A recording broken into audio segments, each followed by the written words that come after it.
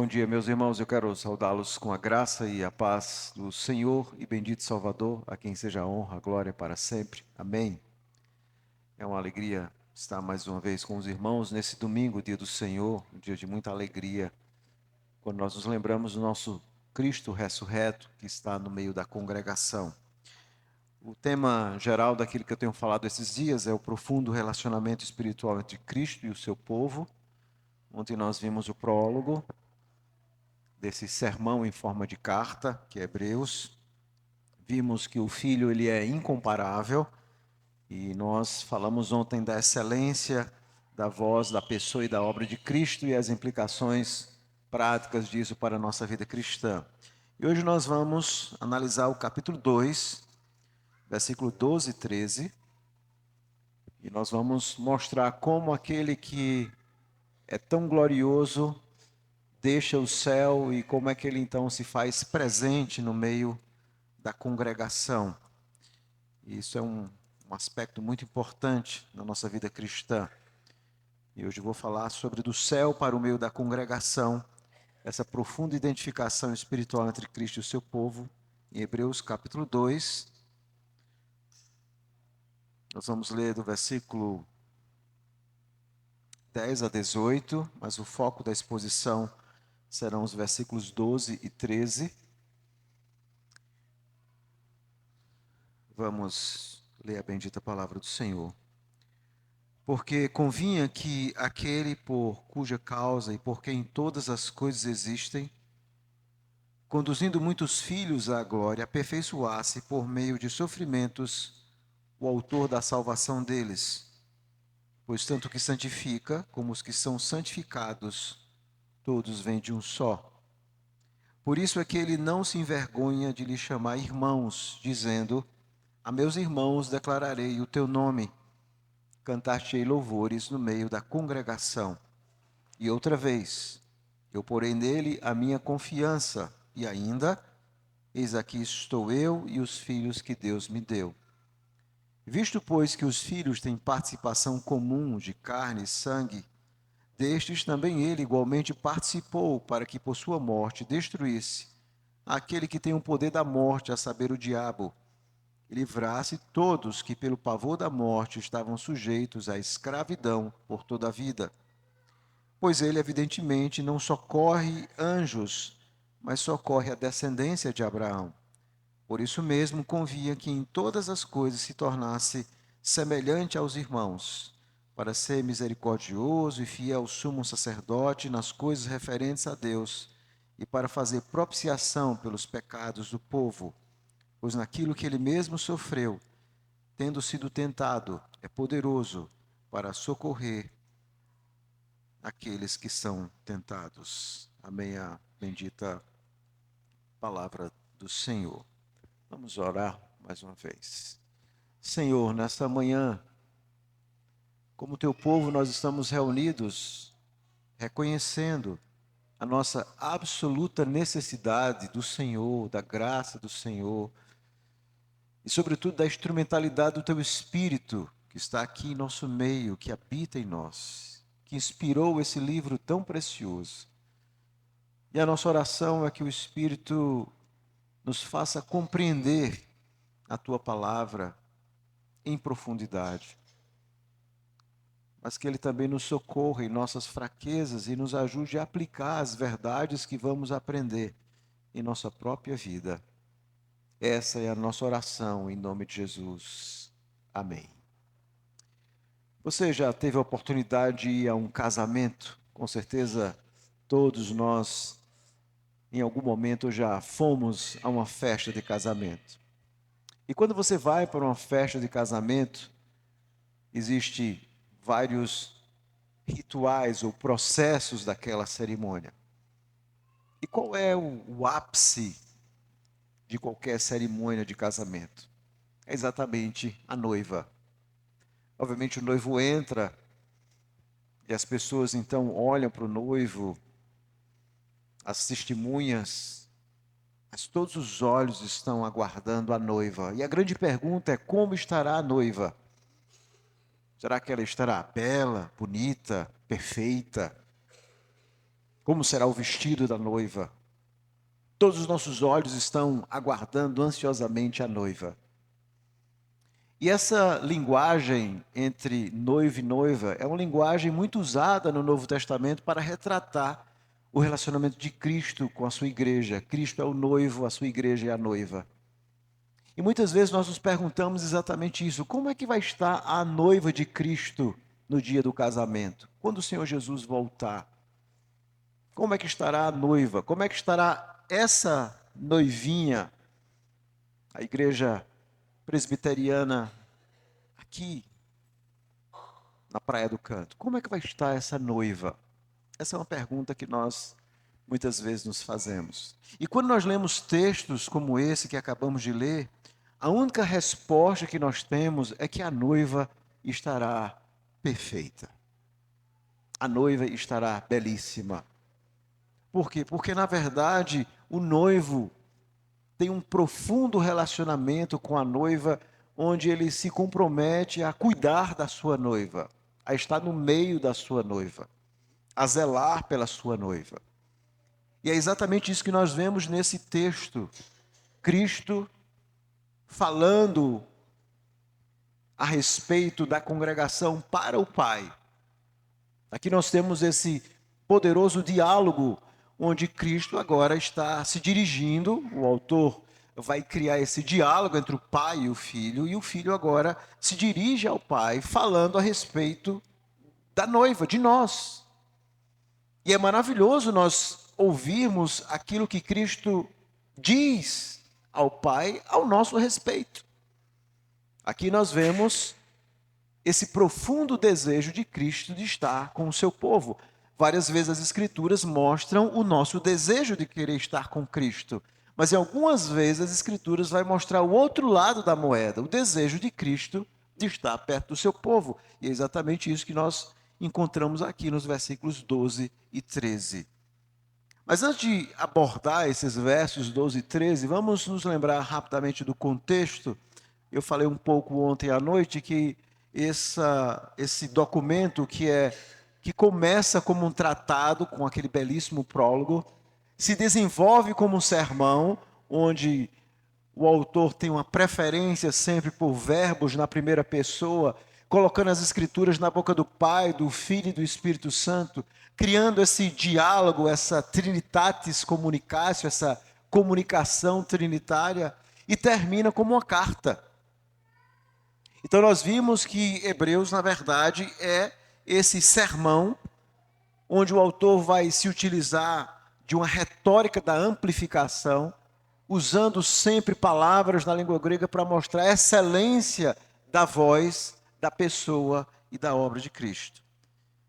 E a forma como ele usa as escrituras é muito interessante. Nós vimos que o Salmo 2 e o Salmo 110 formam a tapeçaria de todo o livro. O Salmo 2 enfatizava Cristo como filho. O Salmo 110 enfatizava alguém que seria rei, sentado à direita de Deus, mas também um sumo sacerdote, segundo a ordem de Melquisedeque. Esses são os dois textos principais que vão formar o argumento central. O autor sempre coloca as escrituras na boca, como eu falei, ora do Pai, ora do Filho, ora do Espírito. Outra característica interessante, o autor sempre procura colocar as escrituras em par. Sempre você vai ver duas citações conjuntas. E isso tem a ver com algo que ele vai dizer no livro, que pelo depoimento de 2 ou 3 testemunhas, toda a verdade se estabelece. Então ele tem uma preferência em colocar sempre dois textos juntos para corroborar o seu argumento, mostrando a excelência de Cristo. E o tempo todo ele está usando esses dois textos, como aqui, por exemplo, no Salmo, ele vai usar o Salmo 22, no versículo 12, e Isaías 8, no versículo 13. Então ele vai usar aqui esses dois textos, sempre essa ideia de dois textos para fundamentar o seu argumento, para mostrar que não há dúvida que as Escrituras atestam esse relacionamento profundo entre o Pai e o Espírito Santo. Então, dentro desse contexto, nós temos aqui exatamente essa relação dialógica da divindade. E essa relação dialógica vai ficar muito clara, porque vamos voltar um pouco. O autor, no capítulo 1, começa com um prólogo, capítulo 1, versículo 1 a 4. Nós vimos ontem. Logo em seguida, no versículo 5 a 14, nós temos a primeira exposição, onde o autor vai usar um artifício muito importante no livro, que é o que nós chamamos de inclúcio. E o que é que significa isso? Tente imaginar naquele período onde os livros do Novo Testamento eram escritos em grego, uncial, maiúsculo, sem ponto em vírgula. E uma das formas de separar os blocos por assunto era colocar uma palavra no início ou no final, uma frase no início ou no final, para formar esses blocos. E você vai perceber, por exemplo, no capítulo 1, versículo 5, quando ele diz assim: pois a qual dos anjos disse jamais? E no capítulo 1, versículo 13, ora, qual dos anjos jamais disse? Então aqui a parte do versículo 5 a 13 é a parte expositiva, onde ele vai usar vários textos, sobretudo dos Salmos, para mostrar a superioridade de Jesus acima dos anjos. Logo em seguida, no capítulo 2, acompanhe comigo, nós temos a seção, do versículo 1 a 4, a exortação. O tempo todo o autor expõe e exorta, expõe e exorta. E ele então exorta aqueles ouvintes a ouvirem com atenção a palavra de Cristo. E no capítulo 2, versículo 15, ele começa outra exposição. E agora o foco dessa exposição está no Salmo 8. E o Salmo 8 é importante por quê? Porque vai explicar por que esse Jesus que era tão grandioso, que era o próprio Deus, criador de tudo, que sustenta o universo, como era necessário que ele se tornasse posicionalmente inferior aos anjos, no seu estado de humilhação, na sua encarnação. É por isso que ele então vai usar, para mostrar que Jesus se torna posicionalmente inferior, embora ele fosse muito superior aos anjos, mas nesse estado de humilhação, para cumprir a promessa do Salmo 8, que era exatamente aquela promessa onde, através de um homem, Deus ia colocar todas as coisas debaixo dos pés. Aquilo que Adão deveria fazer e não fez. Lembra que Deus criou Adão e Deus então diz que ele deveria dominar sobre tudo. E ele, devido ao seu pecado, essa promessa não foi cumprida. Mas agora, através do segundo Adão, o Salmo 8 vai ser concretizado. Então era preciso que Jesus viesse como segundo Adão em seu estado de humilhação para salvar um povo. E no versículo 10, então, ao versículo 18, ele começa a explicar o que é que esse Salvador fez. Ele vem, obviamente, nesse estado de humilhação, e ele agora precisa se identificar com o seu povo. Então, os versículos 10 até os versículos 18, acompanhe comigo, de Hebreus 2, vai mostrar essa profunda identificação entre Cristo e o seu povo. E mais uma vez ele vai usar essa técnica da inclúcio. Veja se ele não é interessante. O versículo 10, ele diz assim, 2:10, porque convinha que aquele por cuja causa e por quem todas as coisas existem. Agora veja o versículo 17, por isso mesmo convinha que em todas as coisas se tornasse semelhante aos irmãos. Essa palavra convinha, na língua grega, é necessário, era imprescindível. Era imprescindível, então, que Jesus se encarnasse, que se identificasse. Era imprescindível. E dentro dessa inclusão, desse argumento do versículo 10 a 18, ele então vai citar os versículos 12 e 13, onde ele vai colocar na boca de Jesus o Salmo 22 e o Salmo 13. Então esse é o retrato daquilo que nós temos aqui, dessa comunicação, desse diálogo.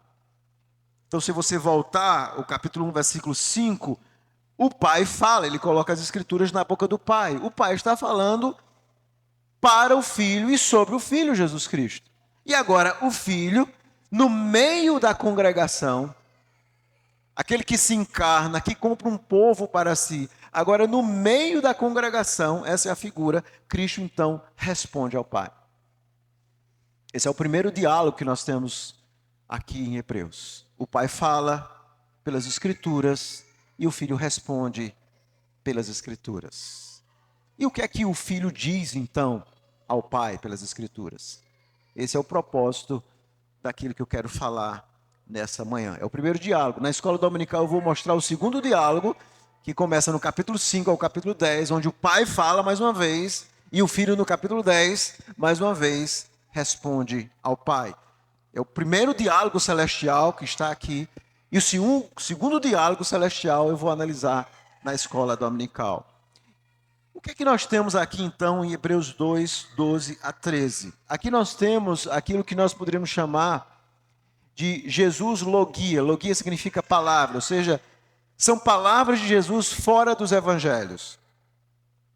E esses dois salmos que o autor dos Hebreus vai usar aqui, o Salmo 22 e lá no capítulo 10, o Salmo 40, colocando as escrituras na boca de Jesus, são muito interessantes, porque tanto o Salmo 22, se você estudar depois, como o Salmo 40, são salmos onde Davi profere no meio da congregação.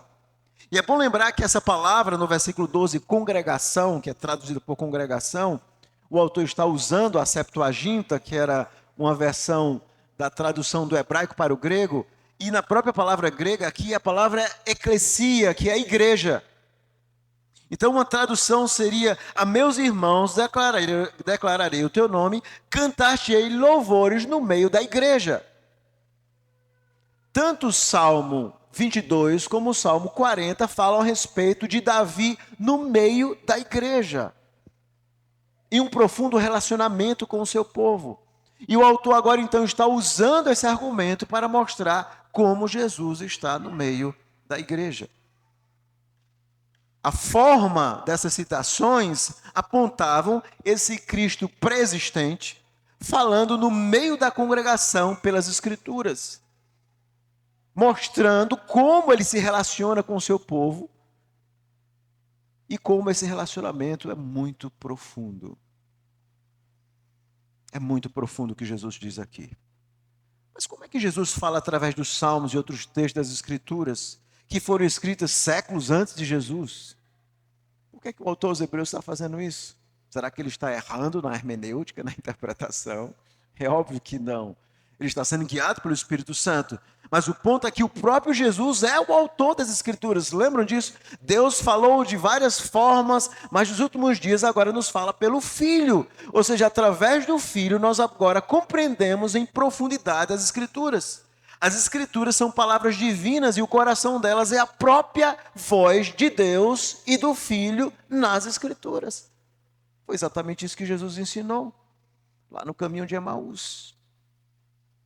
Então aqui nós temos a resposta do Filho ao Pai.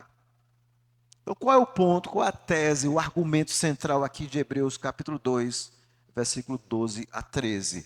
Aqui nós temos Cristo, que veio do céu e agora está no meio da congregação, mostrando e falando ao Pai a respeito da sua profunda identificação espiritual entre ele e o seu povo. É isso que nós temos aqui. E será o tema daquilo que eu quero meditar nessa manhã. A profunda identificação espiritual entre Cristo e o seu povo. E há três coisas que Jesus diz ao Pai sobre nós, muito importantes. A primeira, no versículo 12, é a sua proclamação espiritual. A meus irmãos declararei o teu nome. Jesus é aquele que proclama a mensagem do Pai para o seu povo. A segunda coisa é o seu relacionamento espiritual. Cantar-te-ei louvores no meio da igreja. Ou seja, Cristo é aquele que está no meio da igreja, sobretudo quando nós estamos cultuando e adorando, como mediador pactual e sumo sacerdote, fazendo com que haja uma conexão entre céu e terra quando nós estamos reunidos aqui. Às vezes, quando nós estamos reunidos em igreja, nós não temos noção do que está acontecendo. O Rei da Glória está em nosso meio nessa manhã. E é isso que o autor dos Hebreus está mostrando isso. E em terceiro lugar, no versículo 13, ele vai usar o texto de Isaías e mostrar essa confiante liderança espiritual, Cristo como Rei que lidera o seu povo e que faz aquilo que nós não podemos fazer por nós mesmos, que é trazer encorajamento. E é por isso que ele vai usar o texto de Isaías. Então é isso que eu quero falar nessa manhã, a profunda identificação espiritual entre Cristo e o seu povo, a sua proclamação espiritual como profeta, seu relacionamento espiritual como mediador pactual e sacerdote, e a sua confiança e liderante, a sua confiante liderança espiritual como rei. Vamos analisar agora o versículo 12. Então aqui Cristo está falando ao Pai. Jesus agora se dirige ao Pai, ele interage com o Pai, e ele explica a sua obra e seu relacionamento com o seu povo. E o autor aos Hebreus, então, vai colocar nos lábios de Jesus o Salmo 22, especificamente o versículo 22. A meus irmãos declararei o teu nome, cantar-te-ei louvores no meio da congregação. Então, para que nós entendamos o que o autor aos Hebreus está fazendo aqui, nós temos que entender o que é o Salmo 22. Então, vamos dar uma olhada rapidamente no Salmo 22, porque o Salmo 22 é um salmo que nós conhecemos muito bem, sobretudo nos lábios de Jesus naquele momento da crucificação. Quando Jesus ali está na crucificação, é exatamente o salmo que ele cita: Deus meu, por que me desamparaste? E o Salmo 22 é um salmo interessante. Veja comigo rapidamente. Primeiro, do versículo 1 ao versículo 21, o Salmo 22 é um salmo de lamento. Alguém está lamentando, se sentindo completamente abandonado. Abandonado por Deus, abandonado pelos seus próximos.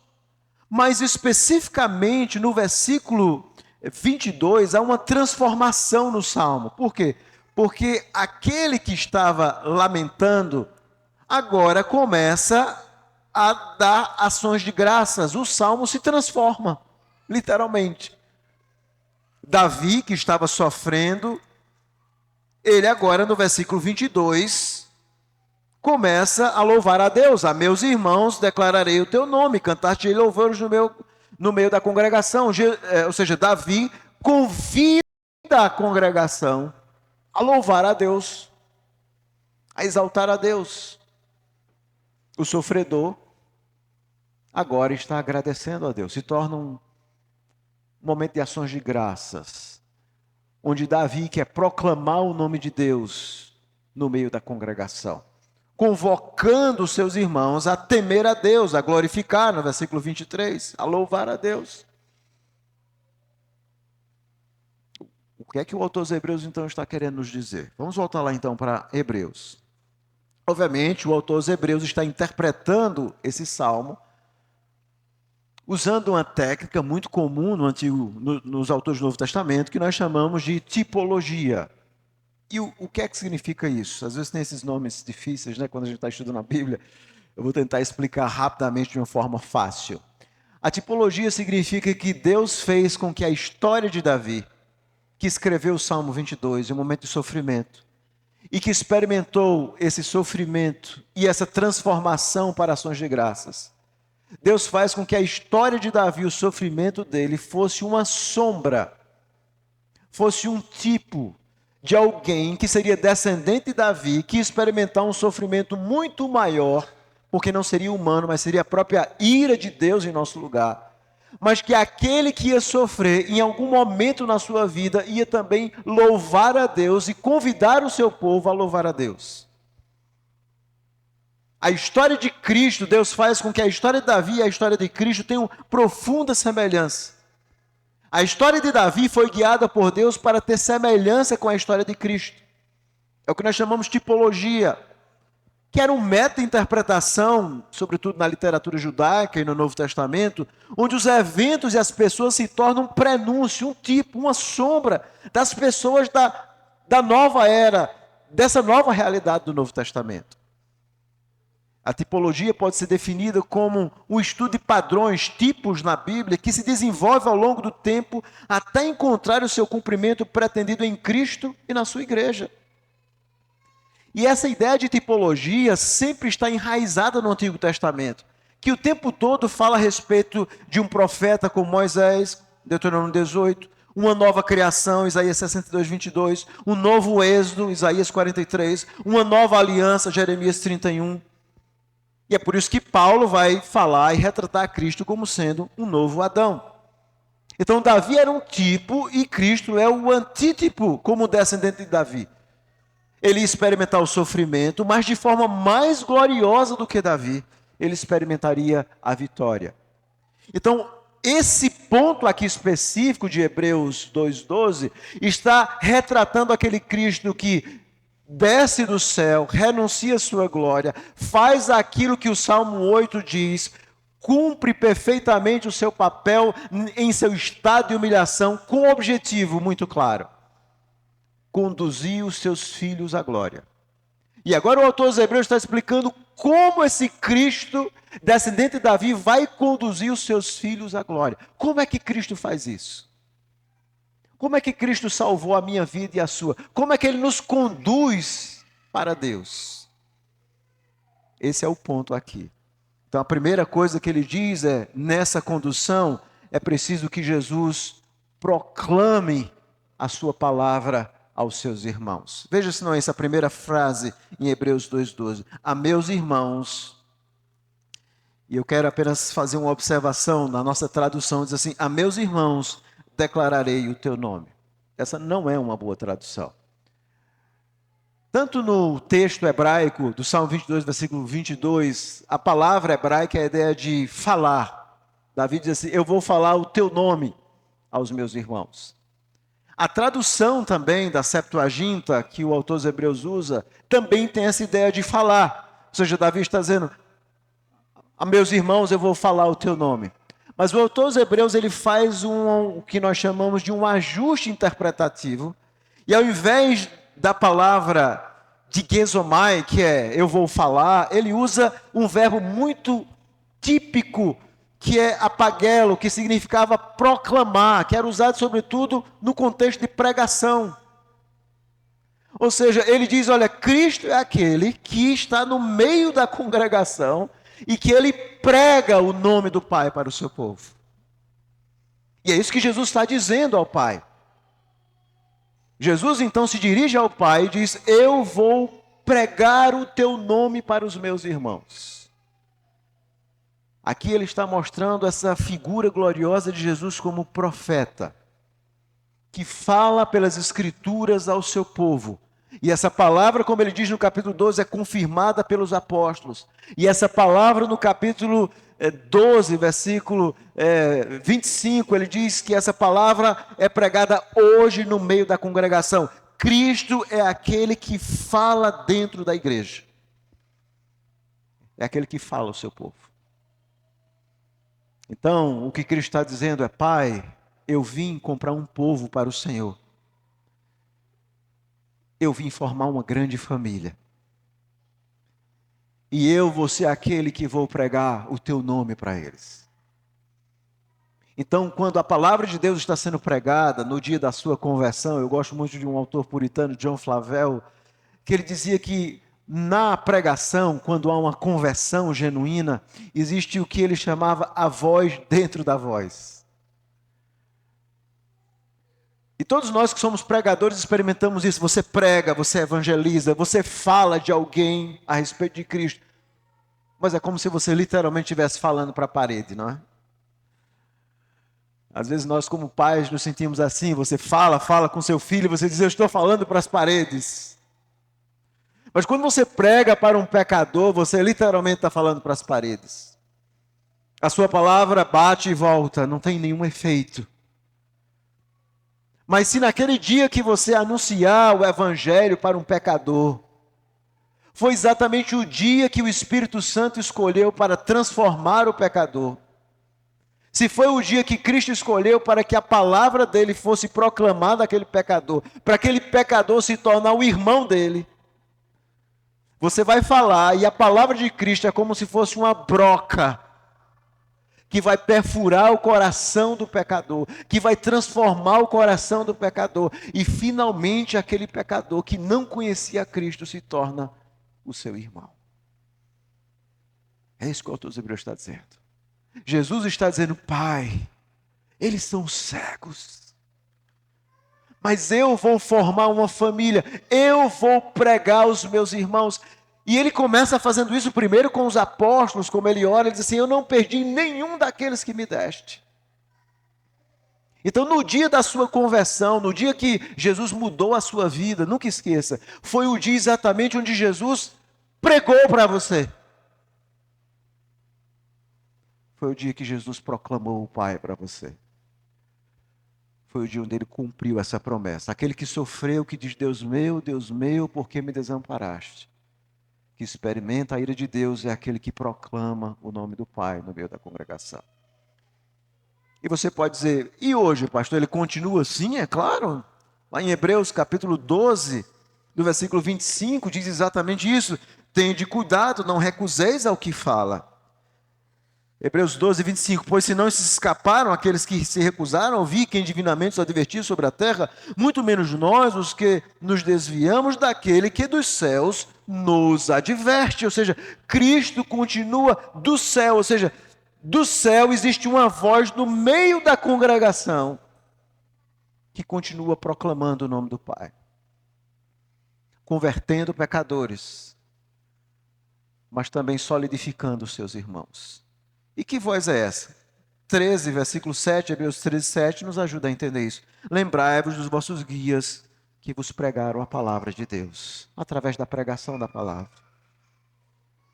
Então, quando você vai para uma igreja e você está ouvindo um sermão bíblico, você está ouvindo a própria voz de Cristo mediante o Espírito sendo proclamada.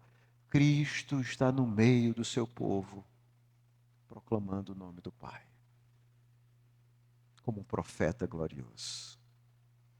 E ele diz assim: eu, Pai, vou anunciar o teu nome aos meus irmãos. Eu vou pregar a eles.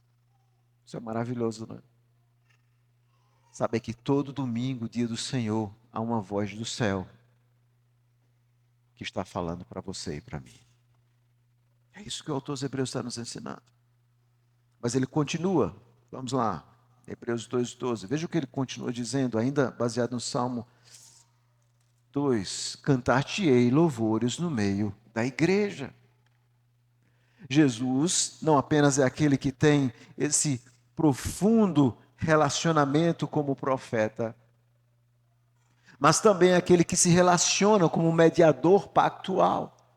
Jesus diz ao Pai: eu estarei cantando com eles no meio da congregação. Ou seja, quando eles estiverem reunidos para cultuar, eu estarei ali cantando no meio da igreja. Cristo se une ao seu povo na adoração. Meus irmãos, isso é maravilhoso. Porque isso nos ajuda a compreender o que é um culto e uma adoração. E geralmente nós não entendemos. Obviamente o culto tem a forma correta prescrita por Deus, mas o culto tem uma essência muito profunda. E por que um culto a Deus é muito profundo? Geralmente nós pensamos mais ou menos assim: nós estamos aqui no culto e Deus está de alguma forma presente, meio que observando o nosso culto, e talvez do céu dizendo: bom, eu acho que esse culto é agradável a mim, esse culto não é agradável. A ideia que nós temos na nossa mente é de um Deus espectador que está olhando o nosso culto. Não é isso que nós imaginamos. Mas o autor dos Hebreus está dizendo que Cristo, ele participa do nosso culto. Então, quando nós estamos cantando aqui como igreja, Cristo está em uníssono, cantando conosco no meio da igreja. E é por isso que as nossas músicas chegam a Deus, porque Ele faz com que a nossa música e o nosso culto seja esse encontro entre terra e céu.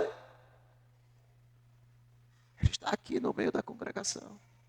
Quando a palavra está sendo pregada, é a voz de Cristo que está sendo anunciada no meio da congregação. Paulo diz em Romanos 8 que quando nós oramos, nós nem mesmo sabemos orar como convém, mas o Espírito intercede por nós. Deus não observa o nosso culto, irmãos.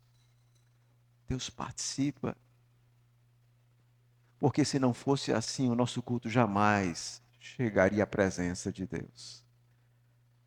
Jamais seria digno da glória de Deus. Então, todas as vezes que você se arrumar de domingo para vir para a igreja, Você nunca pode esquecer isso. O Rei do Universo está participando com você na adoração. Isso faz toda a diferença na nossa vida. É por isso que não tem nenhum lugar como um culto a Deus. Porque Jesus está conosco no meio da congregação. Ele se une. Não é maravilhoso isso? Jesus dizendo ao Pai, eu estou com eles. E nós olhamos a nossa vida, vemos a nossa indignidade, o nosso pecado, às vezes a nossa falta de zelo para com o culto, a falta de preparo. E nos esquecemos que estamos aqui com o nosso Salvador. E por que ele precisa participar? Porque o nosso culto jamais chegaria à presença de Deus sem um sumo sacerdote que estivesse no céu e na terra ao mesmo tempo. Jesus é aquele que está em profundo relacionamento no meio do seu povo. E ele continua. Versículo 13, acompanhe comigo. E outra vez, eu porei nele a minha confiança e ainda, eis aqui estou eu e os filhos que Deus me deu. E agora ele está aí citando o texto de Isaías 8, que é muito estranho também esse texto. Se você ler rapidamente o texto de Isaías 8, a gente pode dar uma olhada rápida no versículo 18. Vamos dar uma olhada rápida em Isaías 8, 18. Eu vou explicar rapidamente o contexto para que você possa entender um pouco o tipo de uso, mais uma vez tipológico, que ele está fazendo. Mas Isaías 8 é um texto interessante. Israel estava enfrentando uma crise terrível, uma coalizão liderada pela Síria, que estava ameaçando atacar Israel. E Isaías estava falando ao rei de Judá e ao povo, encorajando-os a ter fé em Deus, em vez de recorrer para a Síria. O povo estava pensando em recorrer para a Síria. E no meio desse desencorajamento, dessa falta de fé do povo, aparece exatamente quem? Isaías, no capítulo 8, exatamente nesse versículo 18. Isaías diz assim: eis-me aqui os filhos que o Senhor me deu, para sinais e para maravilhas em Israel da parte do Senhor dos exércitos que habita no Monte Sião. Então, Isaías está dizendo assim: o povo de Israel não confia no Senhor, mas eu confio. Eu vou confiar em Deus nessa hora, como profeta. Eu e os meus filhos, nós vamos firmemente confiar em Deus, ainda que Israel não confie no Senhor. Então, em meio a esse momento desesperador, o profeta é um porta-voz que diz que vai confiar ele e os seus filhos no Senhor, mas de alguma forma ele está convidando Israel a não confiar em outros impérios, na Síria, mas confiar no Senhor naquela ocasião. E mais uma vez o autor dos Hebreus está usando essa história, mostrando essas conexões. A história de Isaías e a atitude de Isaías tem semelhanças com a atitude de Jesus em relação ao seu povo. Lembre-se, os leitores para quem o autor está escrevendo, eles estavam profundamente desencorajados, sendo perseguidos, desanimados, debaixo talvez de grande perseguição, eles então estão desencorajados. E o autor então usa exatamente esse texto. Jesus, como Isaías, assume a liderança do seu povo e diz: vocês não confiam em Deus, eu confio por vocês. Eu lidero por vocês. Eu. E aí Jesus está dizendo ao Pai: Pai, esses aqui são meus irmãos, eu e você. Eles muitas vezes são fracos, eles desanimam, eles não têm fé genuína, mas eu vou confiar por eles. Eles são meus irmãos. Voltando lá para o texto, o autor dos Hebreus mais uma vez faz alguns ajustes na citação, aqui no capítulo 2, quando ele diz assim: eu porei nele a minha confiança. E ele vai usar um verbo na língua grega, que nós chamamos perfeito, que mostra uma ação que ela ocorre no passado, mas de forma plena e perfeita, com resultados no presente. Está mostrando exatamente que aquilo que Jesus fez, essa é a intenção do autor na cruz do Calvário, nesse processo que ele vai experimentar de humilhação, de morte, ele agora, como vitorioso, diz: eu tenho a confiança em ti, eu porei nele a minha confiança, eu vou confiar em ti, ó Pai. Eu confio no Senhor. E ainda, eis aqui estou eu e os filhos que Deus me deu. E aqui ele vai usar uma palavra grega, filhos, no sentido de crianças pequenas. É maravilhoso você imaginar que Jesus está falando para nós assim, não é? Como um rei, olhando para nós, a nossa tendência ao desânimo, dizer: Pai, esse aqui é o meu povo. Eu preguei para eles, eu estou com eles na adoração, e eu vou confiar em Ti. E aqui estou eu. E essas criancinhas que o Senhor me deu, os meus filhinhos, que agora são meus irmãos. Os filhinhos, as criancinhas. Porque é exatamente assim que nós nos portamos, não é? Muitas vezes na nossa caminhada cristã. Em nossa fraqueza, falta de fé, falta de direcionamento, falta de convicção nas promessas de Deus, na providência de Deus, nas horas difíceis da nossa vida. Ficamos como aquelas criancinhas agitadas, perdidas. E Jesus está dizendo: esse aqui é o meu povo. Então a figura, a imagem, a metáfora é maravilhosa. É a ideia de Jesus liderando na frente do seu povo, dizendo: eu vou confiar por eles. E aqui estou eu e os filhos que o Senhor me deu. Esse é o meu povo. Esses são os meus filhinhos, que eu não me envergonho de chamar eles de irmãos. Meus irmãos, aqui nós vemos essa profunda identificação de Cristo nos liderando como Rei. Você percebe a profunda identificação de Cristo comigo e com você?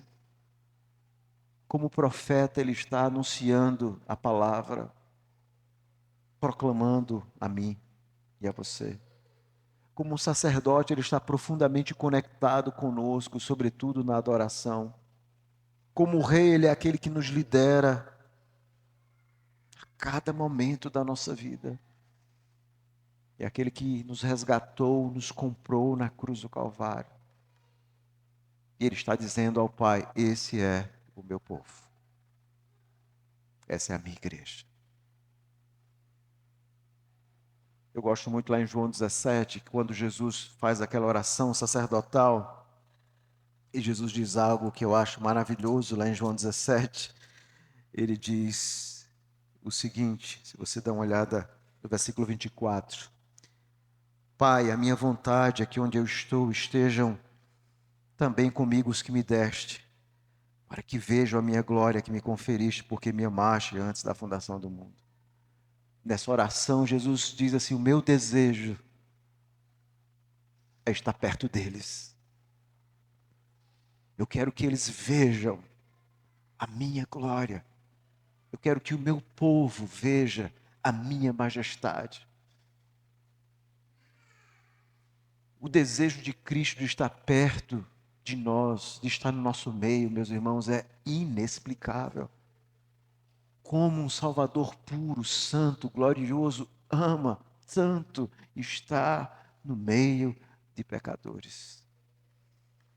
É isso que o autor aos Hebreus está dizendo. A única explicação é esse profundo amor, esse profundo relacionamento entre Cristo e o seu povo, baseado na sua graça. Essa é a razão, a sua graça. Há sangue sobre nós. Nós nunca devemos esquecer isso. Há uma história verídica em um jornal lá da, da Escócia, uma manchete de jornal bem chamativa, e a manchete de jornal era o seguinte: sangue de pastor encontrado sobre as ovelhas. E a história verídica era a respeito de um pastor que cuidava das ovelhas e que o seu rebanho foi atacado de forma terrível por animais ferozes. E aquele homem, então, quando percebeu à noite as suas ovelhas sendo atacadas, ele, então, em um ato de bravura e coragem, enfrentou aqueles animais ferozes. Ele lutou bravamente e foi gravemente ferido por aqueles animais ferozes. E no outro dia, ele foi encontrado, e essa foi a cena que chamou a atenção dos jornais. A cena, ele foi encontrado no outro dia, deitado, abraçando a sua ovelha, e o sangue dele todo derramado sobre aquela ovelha. Ele conseguiu salvar aquela ovelha que estava ferida, mas foi salva. Havia sangue ali do pastor em cima das ovelhas. É exatamente isso que acontece com a nossa vida. Há um sangue precioso em cima de nós. Um sangue do pastor sobre a nossa vida, sobre as ovelhas. O sangue de um profeta que nos amou e decidiu anunciar a palavra para nós e nos sustentar em nossa caminhada. Há um sangue de um profeta que decidiu se unir a nós e diz que nada vai nos separar desse amor, de forma inexplicável, nada vai nos separar do amor de Deus que está em Cristo. Existe sangue de um rei que decidiu, por amor, nos liderar para sempre, não apenas nessa vida, mas durante toda a eternidade. Há sangue de pastor sobre as ovelhas. E nós somos chamados também como ministros a pregar o evangelho de forma fiel. Nos lembrando que nós também devemos dar um sangue pelas ovelhas. E às vezes pregando na minha igreja, eu já usei essa ilustração lá, eu disse, o meu sangue está sobre vocês também. O esforço, a luta de um ministro, para que essas realidades de Cristo, e é isso que Deus chama vocês que são presbíteros aqui nessa igreja. Presbítero não é apenas uma posição de autoridade, é uma posição de amor, onde você decide amar aquele rebanho como Cristo ama. E da mesma forma que Cristo deu o seu sangue por essas ovelhas, você então dá o seu sangue por elas. E de alguma forma, não obviamente o sangue vicário, porque o sangue vicário é somente o de Cristo, mas você sabe que no final da sua vida, do seu ministério, há sangue também sobre aquelas ovelhas. Das horas de oração, das visitas, das lutas, das labutas. E as ovelhas devem amar o seu pastor, Cristo, mas também amar e orar pelos seus líderes, que têm labutado, orado pelas suas ovelhas. Como compreender o profundo amor de Cristo por nós? Esse desejo dele de estar com o seu povo. Somente pela graça de Deus. Somente pela graça. E as aplicações são muito óbvias. Cristo continua falando hoje, pela pregação da palavra, pelo anúncio. E essa palavra de Cristo nos encoraja, nos transforma, converte pecadores, muda vidas. E é por isso que, como autores hebreus, nós temos que confiar tão somente no poder das Escrituras. Quando falaram certa vez a Lutero das coisas que ele tinha feito durante o período da reforma, ele disse, mas eu não fiz nada, eu somente preguei a palavra. E essa é a nossa missão, é viver a palavra, ouvir a palavra, seguir a palavra. Porque a palavra é de Cristo. Essa é a missão de uma igreja. A nossa missão é termos um culto que seja não apenas um culto bíblico conforme Deus ordena, mas compreendendo essa profunda perspectiva bíblica da participação. É perigoso negligenciar a presença de Cristo em nosso meio. Como é que nós podemos, por exemplo, muitas vezes chegar atrasado, ou muitas vezes nós simplesmente relegamos o culto a Deus como se não significasse nada? É como se você estivesse dizendo, eu não quero estar na presença de Cristo, eu não quero no domingo a comunhão com Cristo, eu quero outras coisas, talvez ir para a praia, talvez fazer outras coisas no domingo. Isso não faz sentido, meus irmãos. É na igreja onde nós nutrimos uma comunhão profunda com Cristo. Cristo lidera e governa seu povo, é perigoso não se submeter a Ele. Ele, como líder, é o nosso encorajador. Nós estamos vivendo uma sociedade doente emocionalmente, porque as pessoas têm esquecido exatamente desse Cristo que nos encoraja, que confia por nós, que cuida de nós. E nós precisamos redescobrir essa fé viva. E redescobrir a nossa missão de ser voz de Cristo para esse mundo caído. Então, voltando àquela pergunta inicial, como é que vai estar a noiva quando Jesus voltar? A noiva vai estar belíssima, não há a menor dúvidas. A noiva estará perfeita, porque o noivo está cuidando da sua noiva através desses ofícios proféticos gloriosos. E como vai estar essa noiva aqui? Ela vai estar perfeita. Tão somente nunca se apartem desse glorioso Salvador, olhem para Ele, sirvam Ele, amem Cristo. Essa noiva estará belíssima, até o encontro, quando o Senhor Jesus voltar. Mas naquele dia, quando Jesus voltar, vai ser um casamento diferente, não é? Porque em todos os casamentos humanos, os olhos estão voltados para a noiva. Mas quando Jesus voltar, os olhos não estarão na noiva. A noiva não é a figura mais importante. Naquele dia, todos os olhos estarão voltados para o noivo. E o noivo será belíssimo. O noivo será glorioso. Essa voz que nós estamos ouvindo, um dia nós ouviremos a voz do noivo. Um dia estaremos com o noivo, um dia seremos liderados e guiados por noivo como igreja em uma nova realidade eternamente. Isso que nós experimentamos por fé, a certeza de que Ele está no meio da nossa congregação, isso será visível. Nós seremos uma enorme congregação, vivendo pelos séculos dos séculos, olhando e admirando a glória, a majestade, a beleza e o amor do noivo. E você vai dizer, graça. É por isso que eu estou aqui. A graça de um noivo. Há um autor, e eu quero concluir com essas palavras, John Ralph Hendon. Ele escreve uma teologia sistemática bem diferente. Porque é uma teologia sistemática, onde ele trata dos assuntos de Deus, e ele faz profundas aplicações. E tem uma parte da sua biografia que é escrita no início dessa obra. Tem uma citação dele, eu não lembro exatamente a citação, mas é mais ou menos assim que ele diz: eu tenho conhecido muitas pessoas boas nesse mundo, mas nenhuma como a Cristo. Eu tenho encontrado vários mestres bons, mas nenhum como a Cristo. Se eu tivesse 1000 vidas eu entregaria a Cristo.